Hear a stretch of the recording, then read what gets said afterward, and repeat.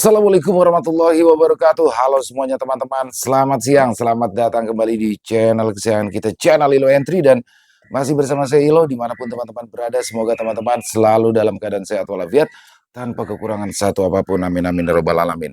Dan pada kesempatan yang baik ini, saya akan membawakan satu kisah putus ya, kisah dari Selomin. Wow. Jadi kisah ini dari kota Medan, Sumatera Utara ya teman-teman ya, keren pakai banget.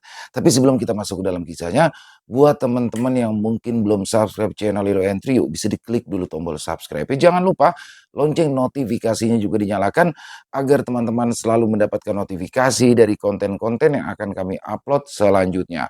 Dan untuk channel Ilo Entry kami upload setiap hari ya teman-teman ya. Setiap siang jam 12 siang waktu Indonesia bagian Barat. Oke, nggak pakai berlama-lama lagi. Pasti udah gak sabaran kan untuk masuk ke dalam kisahnya. Kita langsung saja masuk ke dalam kisahnya. Dari halaman belakang rumah Bang Ilo, kita menuju ke kota Medan.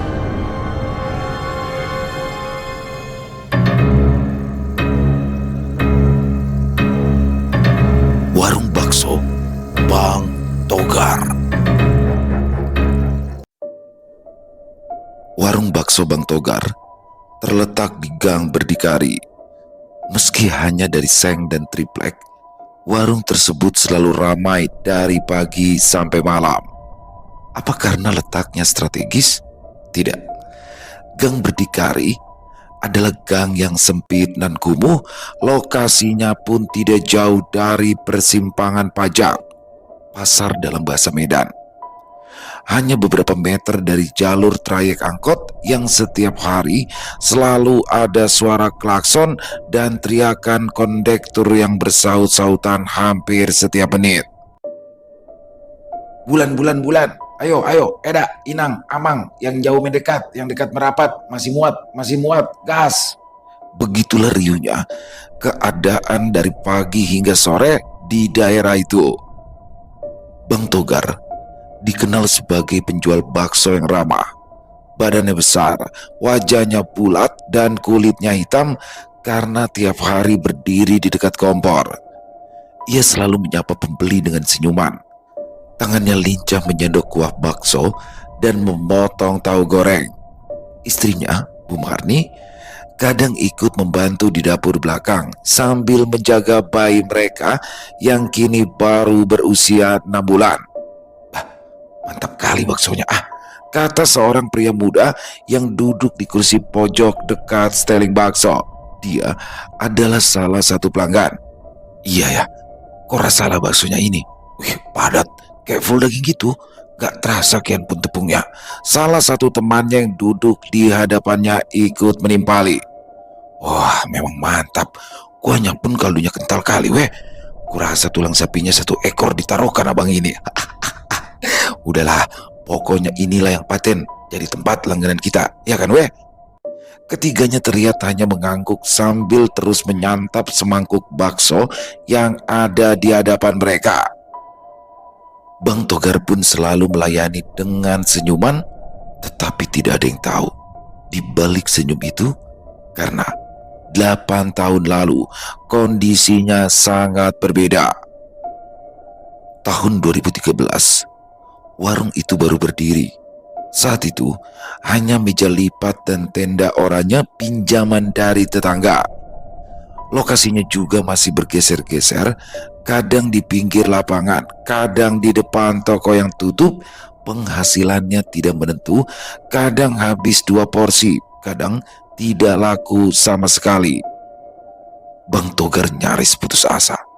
Waktu itu hutangnya sudah menumpuk.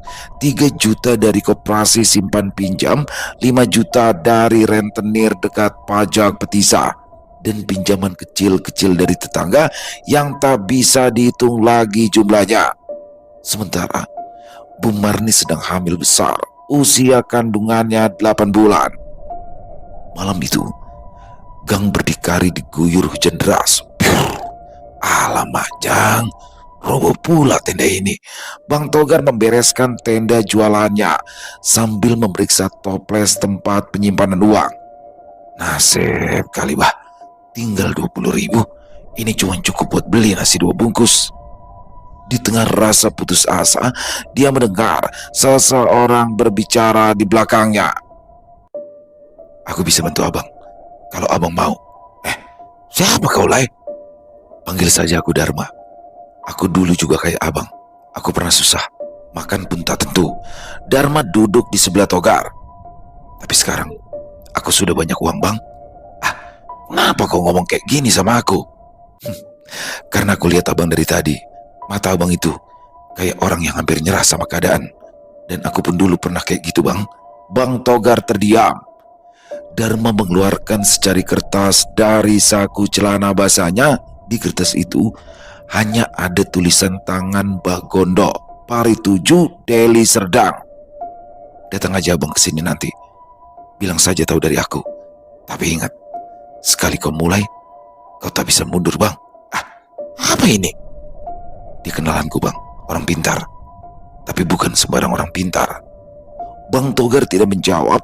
Ia menyimpan kertas itu di dompetnya, dan malam itu ia tidak bercerita soal itu pada siapapun. 3 hari berlalu. Togar duduk di dekat jendela sembari menimbang-nimbang penawaran yang Dharma berikan. "Ah, aku gak boleh kayak gini terus. Aku harus berani ambil risiko." Dia memantapkan hati dan meminjam sepeda motor tetangganya dengan alasan ingin mencari supplier daging keluar kota. Namun, itu hanya dalih. Sebenarnya, ia pergi menuju desa Pari 7, sebuah desa di pinggiran Deli Serdang yang belum pernah ia datangi sebelumnya. Akhirnya, dia sampai di sebuah gang sempit yang ada di ujung jalan. "Ah, bau apa ini?" Dia mengedarkan pandangannya ke sekeliling lokasi itu, mencari-cari sumber bau, tapi ia tak menemukan apa-apa. Togar kembali melajukan sepeda motornya menuju ke rumah Mbak Gondo. Dia baru pertama kali ke daerah itu. Pada awalnya, dia merasa kesulitan hingga akhirnya ia menemukan gubuk Mbak Gondo dengan bertanya pada warga sekitar. Gubuk itu terletak di tengah perkebunan sawit. Terlihat di depannya ada kepala kambing kering dan kepala kerbau kering yang tergantung dengan seutas tali tambang. Togar memarkir motornya tepat di pekarangan rumah itu, lalu mengetuk pintu perlahan sebanyak 3 kali.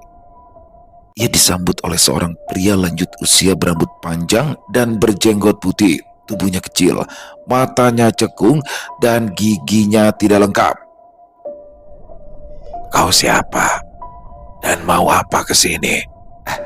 "Aku Togar, Mbah. Abang Dharma yang suruh aku ke sini untuk minta bantuan dari Mbah." Mbah Gondo menatap Togar dengan tenang. Begitu pria itu menyebut nama Dharma, ia langsung menyuruh Togar masuk. Rumah itu gelap. Hanya ada satu pelita kecil di sudut ruangan. Lantainya dari tanah, udara di dalam terasa lembab. Terlihat ada beberapa tengkorak kecil tergantung di dinding. "Siapa tadi namamu?" "Togar, Mbah." "Oh iya, bantuan apa yang kau inginkan?"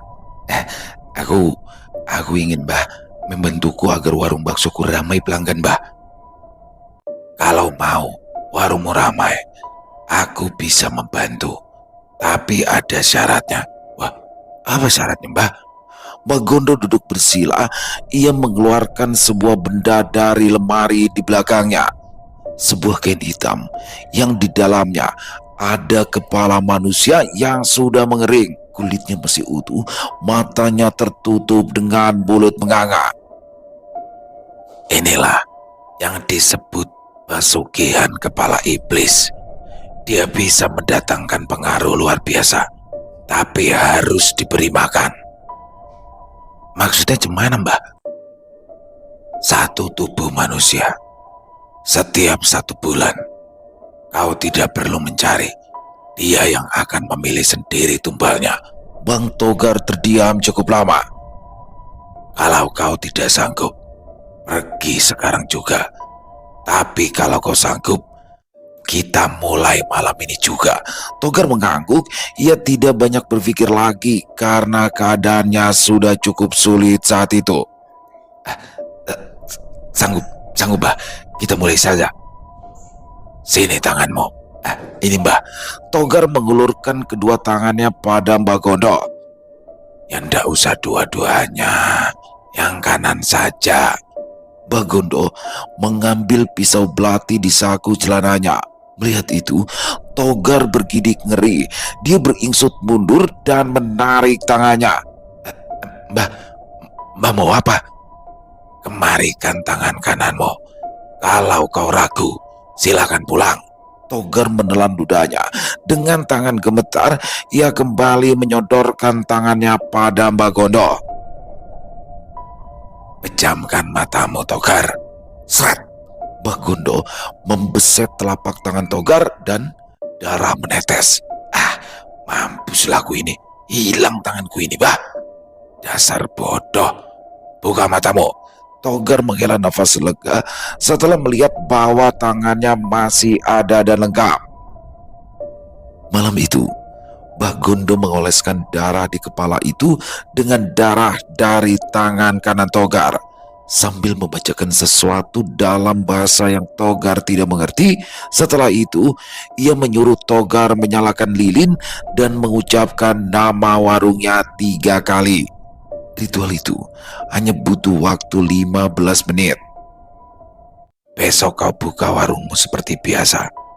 Jangan heran kalau ada perubahan. Baik, Mbah. Sekarang pulang. Bang Togar pulang malam itu juga dengan perasaan yang campur aduk. Sesampainya di rumah, ia tidak bercerita apapun ke Bu Marni, istrinya. Malam sekali kau sampainya, Bang? Iya, tadi aku ketemu penjual daging di daerah kampung.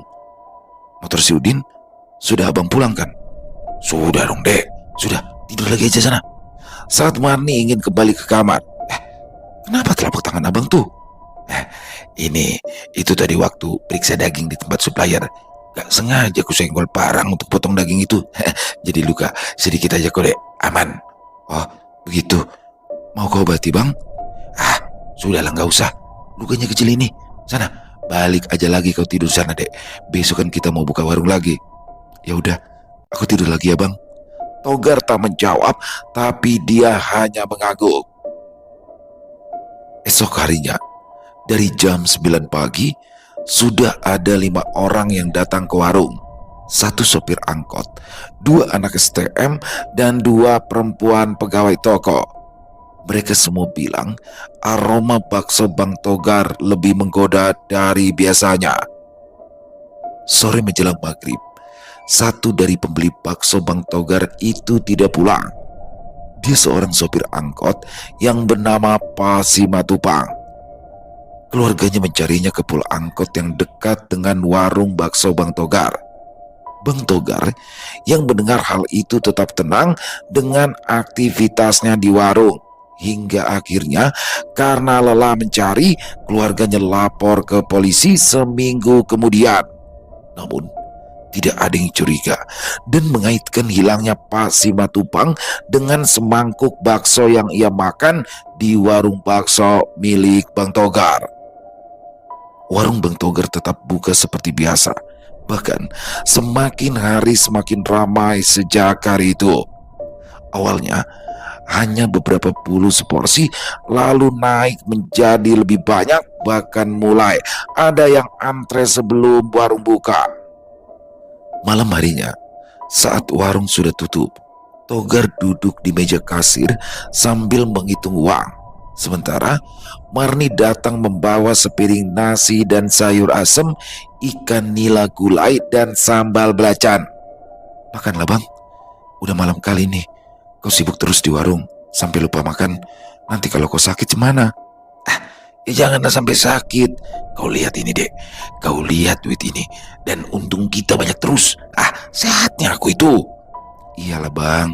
Udahlah, makanlah nasimu itu. Nanti dingin gak enak lagi tuh. Togar menyantap makan malamnya dengan lahap. Marni menunggu di depan suaminya sambil menatap suaminya dengan heran.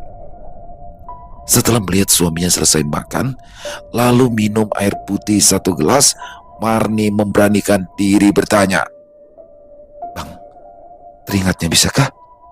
Hutang kita lunaskan saja, Bang." "Ah, kau tenang saja. Besok abang lunaskan semuanya. Sekalian, besok abang keluar sebentar ya untuk beli tenda baru." "Banyak berarti untuk kita, Bang?" "Ya banyak lah. Pokoknya kau tinggal enak. Ini tempat pun mau diperpanjang sewanya." "Ya sudah, terserah Bang saja. Aku istirahat dulu ya, Bang." Marni membawa piring kotor bekas makan Togar ke belakang. Namun, dalam pikirannya masih berkecamuk banyak pertanyaan. Bukan tidak senang dengan warung bakso mereka yang kini ramai pelanggan, tapi baginya waktunya sangat singkat, dan hal itu menjadi pertanyaan besar bagi seorang istri. Keesokan harinya, ada seorang pria parubaya mengantarkan motor bekas, dan ada juga beca barang yang datang mengantar cash freezer. Marni semakin heran, namun dia tak bisa membendung lagi keheranannya. "Bang, kau beli semua ini uang dari mana, Bang?" "Ah, uang dari untung jualan lah." "Apa memang sebanyak itu, Bang? Yang betul lah kau, Bang." "Ah, kau ini banyak kali ya tanyamu. Heran aku lihat kau itu, Marni. Giliran susah hidup kita, kau mengeluh. Giliran sudah enak begini, kau banyak kali cakapnya." "Bukan begitu, Bang. Aku heran saja. Kan wajar aku bertanya." "Kan sudah kubilang, kau itu tenang saja. Jangan banyak kali tanya dan mau tahu. Pokoknya kau terima beres, paham?" Marni terkejut ketika mendengar Togar membentak, karena selama mereka berumah tangga tak pernah sekalipun dia dibentak Togar. "Tapi Bang," "Ah, udah, diam kau. Jangan banyak tanya. Bisa?" Iya, Bang." Sejak itu, Marni tidak berani lagi bertanya, dan rasa ingin tahunya ditutupnya rapat-rapat. Walaupun dia tetap mencari tahu diam-diam tanpa sepengetahuan Togar. Namun berbeda dengan Togar, sejak tumbal pertama hilang, setiap malam, tepat di tanggal yang sama di setiap bulannya, ia merasakan sesuatu. Ada bisikan di telinga kanannya, ada rasa dingin di punggungnya, dan setiap kali itu datang, ia tahu akan ada orang yang menghilang untuk menjadi tumbal pesugihan yang hanya dia dan Bagondo yang tahu. Tapi ia tidak bertanya kemana hilangnya orang-orang itu. Ia juga tidak mencari tahu dan tidak pernah bercerita pada siapapun. Tahun 2023. Dimas, seorang konten kreator horor asal Jakarta, sedang berada di Medan selama seminggu. Ia membuat serial konten yang bertemakan makanan keramat Nusantara untuk kanal YouTube-nya yang sudah punya lebih dari 200.000 subscriber. Setelah meliput sate malam Jumat di Jogja dan bubur merah dari Banten, ia banyak mendapat DM dari penonton asal Sumatera Utara. Hampir semuanya menyebut satu tempat, yaitu warung bakso milik Bang Togar di Medan. Awalnya, Dimas mengira itu hanya tempat viral biasa, tapi setelah dicek ulang, jumlah yang menyebut warung itu tidak main-main.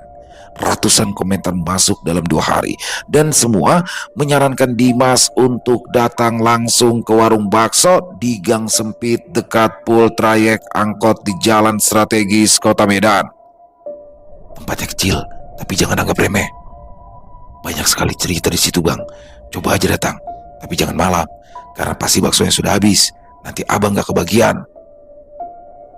Hari itu, Dimas datang bersama Sinta, pacarnya. Sinta bukan penggemar horor, tapi sering ikut Dimas setiap kali ada perjalanan keluar kota. Mereka datang siang, sekitar jam 1, jalanan macet dan parkiran di sekitar gang sudah penuh. Mereka harus berjalan kaki sekitar 200 meter. Sesampainya di sana, mereka melihat warung sederhana, dindingnya dari triplek dengan cat putih yang mulai kusam. Ada kipas angin tergantung di sudut. Ada meja kayu panjang yang dipakai ramai-ramai oleh para pelanggan. Suasananya padat pengunjung, aroma kuah kaldu dari daging sapi memenuhi ruangan itu. Bang Togar masih berdiri di belakang panci besar. Sesekali ia menyapa satu persatu pelanggan dengan senyum sambil tangannya terus bekerja tanpa jeda. Dimas masuk ke warung itu sebagai pelanggan biasa pun tanpa memberitahu kalau ia adalah seorang YouTuber. Dia ingin merasakan langsung tanpa perlakuan khusus. Satu porsi bakso dan tahu goreng datang di meja Dimas dan Sinta. Wah Dim, lihat deh, kuahnya keruh kecoklatan. Kayaknya kaldu asli nih. Ya juga Sin, baksonya besar-besar lagi. Enak banget. Dimas mengangguk. Ya Sin, rasanya memang beda. Gak kayak bakso lain yang pernah aku coba. Ya kan? Rasanya ada gurih di dalam gitu. Rasanya buat aku pengen makan terus lagi dan lagi. Gayamu udah kayak endorse iklan aja. Mereka tidak lama berada di sana. Setelah selesai makan, Dimas sempat mengambil footage luar warung. Dia berencana kembali besok untuk wawancara. Hari itu hanya untuk mencicipi dan merasakan suasananya saja. Tapi malam harinya terjadi sesuatu. Sinta terlihat gelisah saat tidur. Ia beberapa kali terbangun dan minta Dimas tetap menyalakan lampu. Dimas pun menuruti, lalu kembali tidur. Tapi pagi harinya, Sinta terlihat pucat saat mereka memutuskan untuk sarapan di hotel tempat mereka menginap. Kamu tadi malam kenapa, Sin? Aku mimpi aneh. Dimas menoleh. Mimpi apa? Jadi kayak ada ruangan gelap gitu, terus di dalamnya ada orang-orang lagi diem di sana. Dimas hanya menatapnya, lalu mencatat isi mimpi itu di ponselnya. Ia terbiasa mendengar cerita aneh dari lokasi yang ia datangi. Tapi kali ini Sinta yang mengalami dan itu membuatnya lebih serius. Kamu yakin? Itu bukan mimpi biasa? Yakin lah, kan aku yang mimpi. Soalnya aku lihat emang kamu tadi malam kayak gelisah banget tidurnya. Aku pikir kamu cuma kecapean. Siang harinya, Dimas mulai melakukan riset online. Dia mengetik di Google bakso Bang Togar Medan, lalu buka satu persatu hasil pencarian. Sebagian besar adalah review biasa. Tapi di halaman ketiga, ia menemukan berita lama dari tahun 2016 yang berjudul "Sopir angkot yang ngetem di pul dekat warung bakso hilang, keluarga lapor polisi." Dia membuka artikelnya. Nama warung tidak disebut jelas, hanya disebut berada di gang dekat pasar. Sopir itu bernama Pak Simatupang dan menurut keluarganya terakhir terlihat makan di sebuah warung bakso sebelum hilang.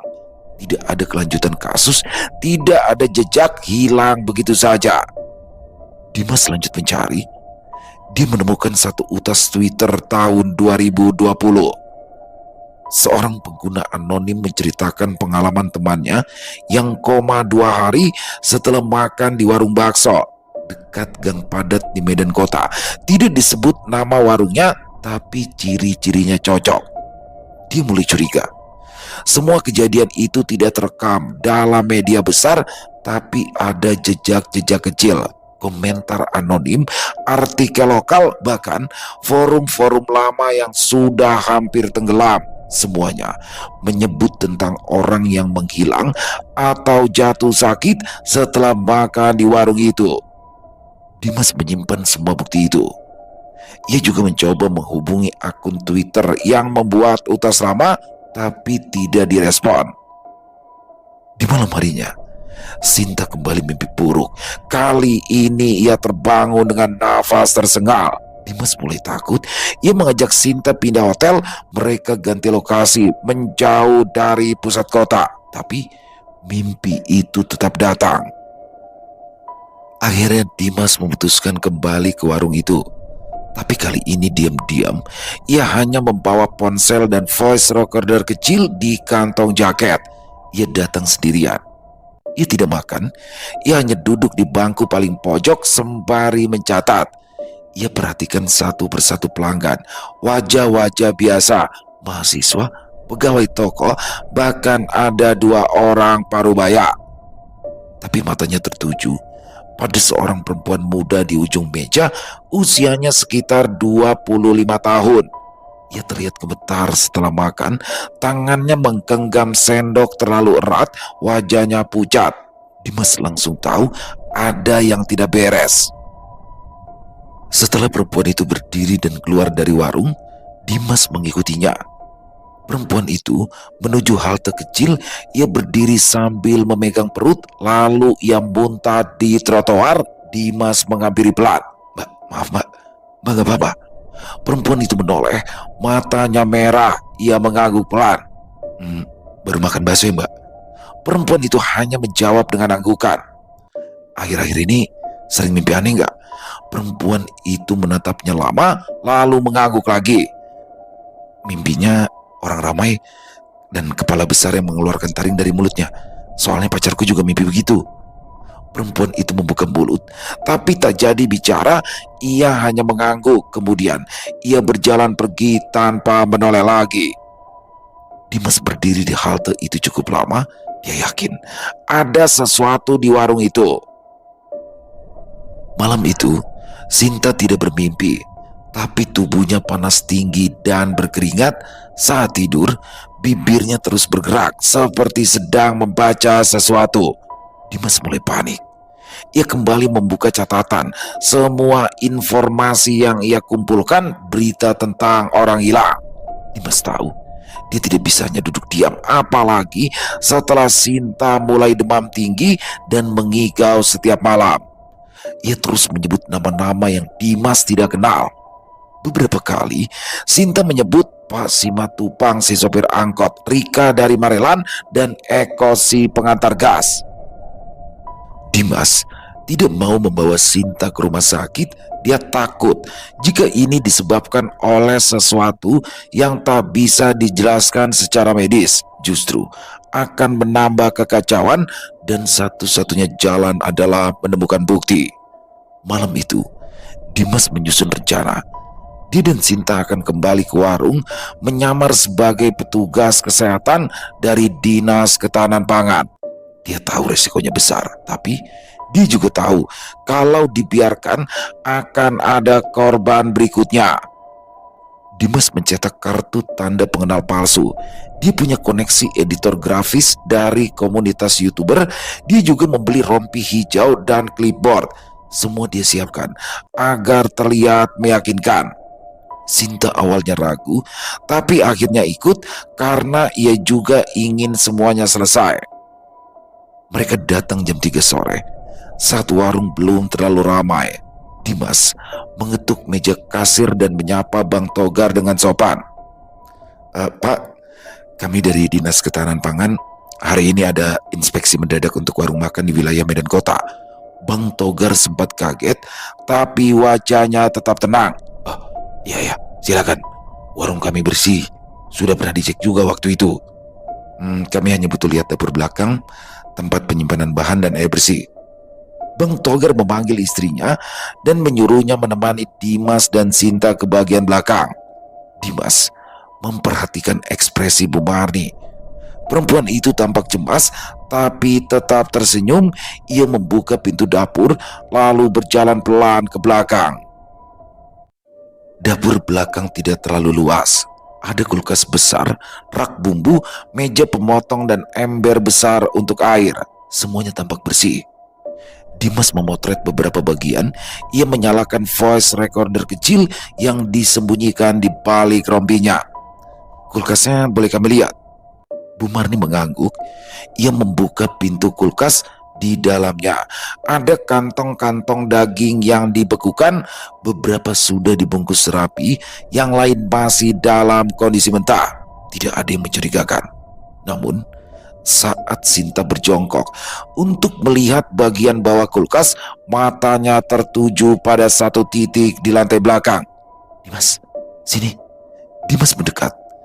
Di bawah tumpukan plastik bekas dan kantong pendingin ada sesuatu yang menyembul. Sinta menariknya perlahan. Beberapa helai rambut panjang, hitam dan masih basah, tersangkut di sela kantong es. Tidak mungkin, itu rambut sapi ataupun kambing. Dimas tidak bicara. Ia hanya mengambil ponsel dan merekam secara diam-diam. Setelah semua selesai, Dimas dan Sinta pun berpamitan. Mereka tidak mau terlalu lama, sedangkan Bang Togar tidak banyak bertanya. Di malam harinya, saat tiba di hotel, Dimas langsung memindahkan file ke laptop, tapi sesuatu yang aneh terjadi. Layar ponselnya tiba-tiba blank. File video tidak bisa dibuka, foto-foto hilang, folder kosong, laptopnya pun ikut mati sendiri. Semua file yang mereka kumpulkan menghilang, tak ada yang tersisa. Sinta mulai muntah-muntah, badannya menggigil, dan malam itu ia kerasukan.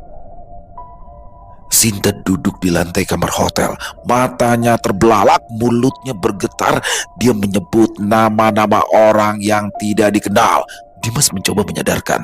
Ia memegang bau Sinta, mengguncangnya, tapi tak ada reaksi. Tiba-tiba, Sinta menoleh ke arah Dimas. Matanya berubah menjadi merah gelap, suaranya pun berubah. "Jangan ikut campur."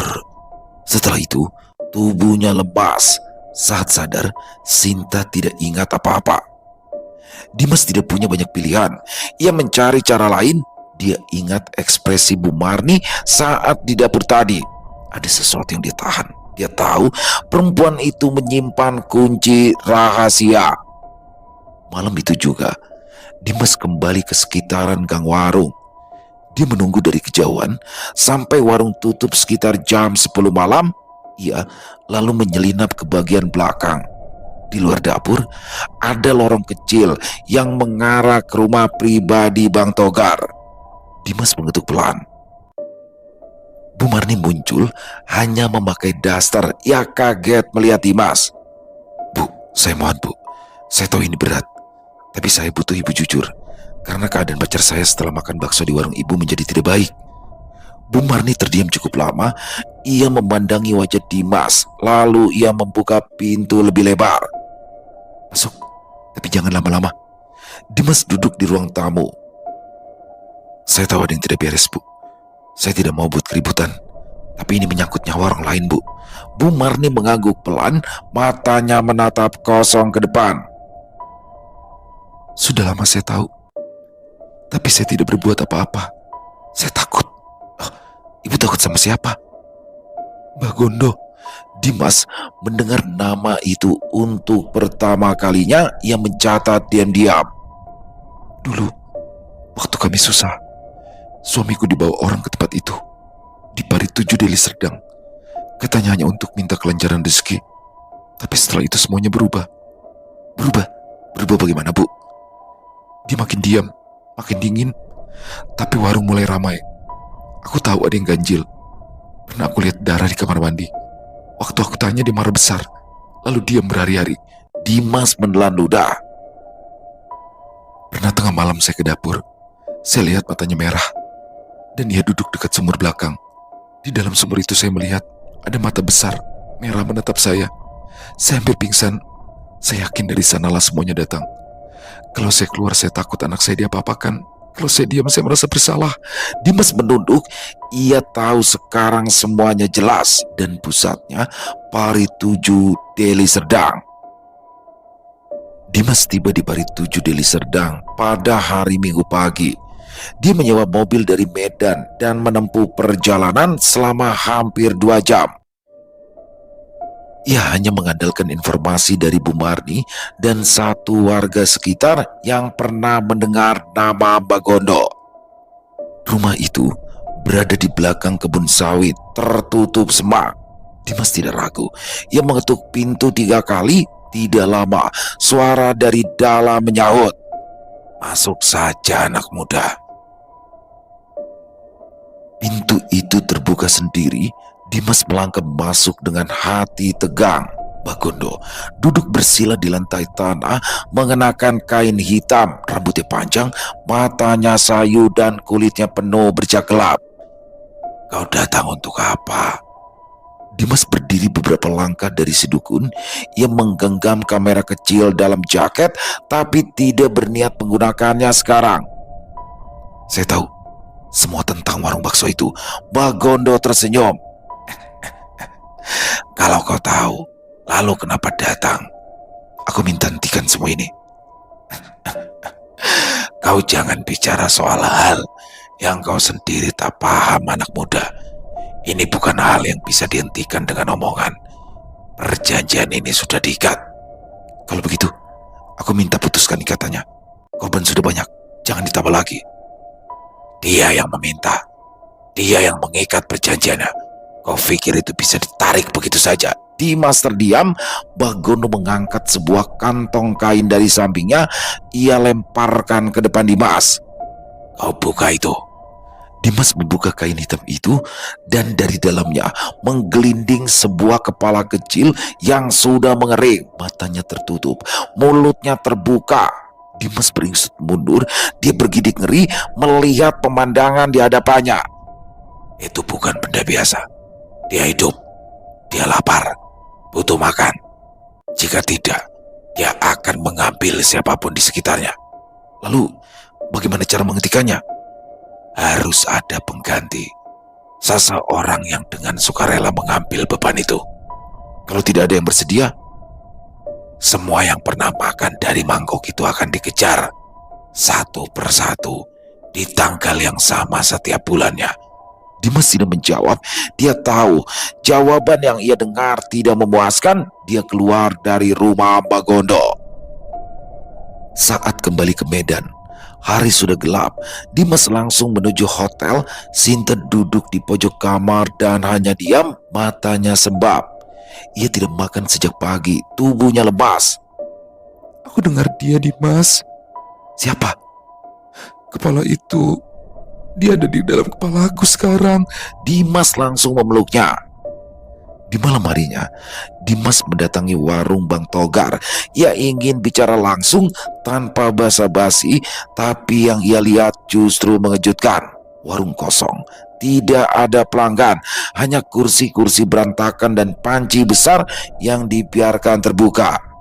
Di dalam, Bang Togar duduk diam, wajahnya pucat, matanya merah, di tangannya masih memegang centong kuah. Dia tidak melihat ke arah siapapun. Bang, Togar menoleh pelan, nafasnya berat. Kau sudah telat. Apa yang telat, Bang? Dia minta tumbal besar. Togar memejamkan mata. Aku mendengar suara mereka dari dalam panci bakso. Suara minta tolong. Kadang ada yang menangis, kadang ada yang panggil namaku. Aku tak kuat lagi. Dimas mendekat. Kau bisa berhenti, Bang? Kita cari cara. Sudah telat. Kepala itu sudah tak bisa dikendalikan lagi. Dia tidak butuh izin aku lagi. Togar bangkit. Ia berjalan ke dapur. Dimas mengikuti. Di dapur, Dimas melihat panci kecil. Di sudut panci itu tertutup kain hitam. Togar berdiri di depannya. Anakku, waktu itu kecelakaan. Tapi sebenarnya bukan kecelakaan. Aku tidak tahu kenapa bisa begitu. Aku pikir dia kecelakaan karena jatuh dari motor. Tapi ternyata dia salah satu tumbalku. Aku tak sadar akan hal itu. Togar membuka kain hitam. Dari dalam panci kecil keluar uap panas. Dan sesuatu bergerak di dalamnya. Dimas mundur perlahan. Tiap malam dia panggil nama anakku. Tiap malam dia kasih mimpi. Sekarang dia meminta lebih. Bukan cuma pelanggan, tapi satu orang yang punya ikatan langsung denganku. Katanya itu lebih enak. Togar memandangi panci itu. Dan mungkin selanjutnya dia mau pacarmu. Dimas memucat. Togar memejamkan mata. Aku tak punya kuasa lagi. Malam itu juga, Dimas mengajak Sinta kembali ke warung bakso Bang Togar dengan satu tujuan, menghancurkan sumber kekuatan dari kutukan pesugihan yang sudah memakan terlalu banyak korban. Air mandi bekas jenazah yang baru saja dikuburkan yang mereka dapat dari seorang paranormal di daerah Binjai. Lelaki itu tidak minta bayaran, namun ia hanya memberi peringatan. Kalau sudah kalian siram ke sumur itu, jangan menoleh ke belakang dan jangan biarkan satu tetes pun air ini mengenai tubuh kalian. Dimas membawa air itu dalam 2 jerigen kecil. Sinta ikut walau tubuhnya masih lemas. Mereka tahu kalau menunggu lebih lama, makhluk itu akan benar-benar mengambil Sinta sebagai tumbal. Pintu warung terkunci saat mereka tiba, tapi Dimas tahu cara masuk dari samping. Gang sempit di belakang rumah toko bisa dilalui dengan membungkuk sedikit. Mereka tembus ke dapur lewat jendela kecil yang pernah dipakai tukang gas. Suasana warung gelap, tidak ada suara, hanya bau gosong yang menusuk dari bagian belakang. Dimas menuntun Sinta ke halaman belakang. Di sana, di antara tumpukan kayu dan ember, ada sumur tua yang ditutup seng berkarat. Ini dia sumurnya. Sinta membuka tutup jerigen, Dimas mengikuti. Saat mereka hendak menuangkan air itu, suara langkah terdengar dari dalam warung. Langkah itu terburu-buru. Togar muncul dengan mata merah. Di tangannya ada pisau dapur panjang. "Hei, ngapain kalian di sini?" Dimas menahan tubuhnya di depan Sinta. "Kami mau hentikan ini, Bang. Ini sudah kelewatan." Togar menggeleng cepat. Kalian tidak mengerti apa-apa. Kalian bukan aku. Kalian tidak tahu rasanya ditagih tiap malam." Sinta berdiri, tangannya gemetar. "Kalau abang tahu ini salah, kenapa nggak berhenti?" "Karena semua sudah terlalu dalam. Anakku, warungku, semuanya. Kalau aku berhenti, mereka semua hilang." Dimas berusaha tenang, tapi Togar sudah melangkah maju. Perkelahian tak terhindarkan. Dimas mencoba menahan tangan Togar, tapi ia kalah tenaga. Dimas didorong ke tanah. Pisau nyaris mengenai baunya. Sinta menjerit, lalu tanpa pikir panjang, ia menyiramkan sebagian air dari jerigen ke kaki Togar. Togar berteriak. Ia jatuh terduduk, menggeliat sambil memegangi betisnya. Dan saat itu pula, dari dalam dapur terdengar suara berat, suara yang tidak menyerupai manusia. Pintu belakang terbuka sendiri. Suara itu masuk langsung ke telinga mereka. Togar kerasukan. "Kau sudah terlalu lama tidak memenuhi tumbal dengan sempurna, Togar. Aku akan ambil kau, keluargamu, dan seluruh jiwa yang aku mau." Beberapa saat kemudian, Togar merangkak ke belakang. Udara semakin panas. Dimas dan Sinta mundur. Mereka berusaha menjauh. Dimas dan Sinta hanya melihat tubuh Togar yang tiba-tiba kejang lalu tergeletak di lantai. Beberapa menit kemudian, Togar berbalik ke arah Dimas dan Sinta. "Pengganggu. Kalian tak seharusnya ikut campur." Sinta gemetar, jerigen di tangannya jatuh, tapi Dimas masih menggenggam satu lagi. Dia melemparkan air itu tepat ke arah sumur. Dengan tutup yang sudah dibuka, air itu masuk ke dalam sumur. Suara keras terdengar dari bawah tanah.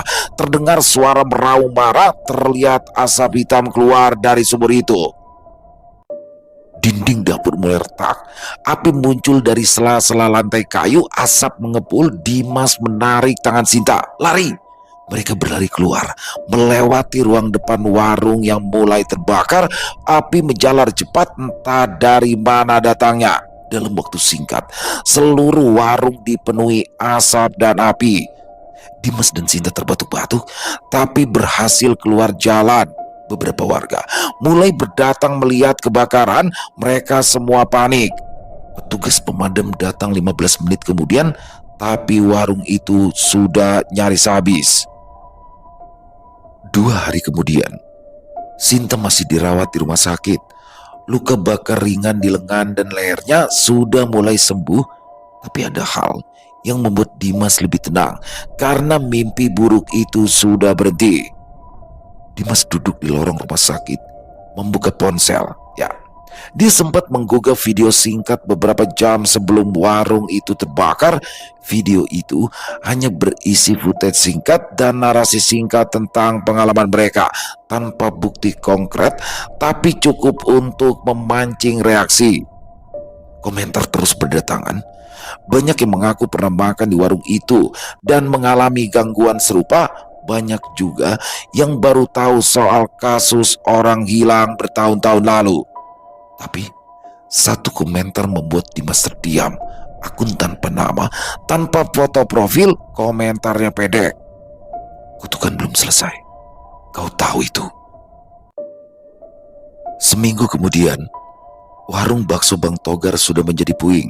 Tapi satu hal membuat geger warga.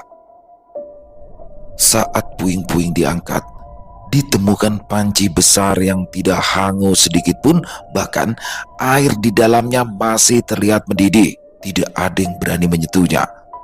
Pemerintah setempat memutuskan untuk membongkar lokasi sepenuhnya, tapi malam sebelum pembongkaran panci itu hilang, tidak ada jejak.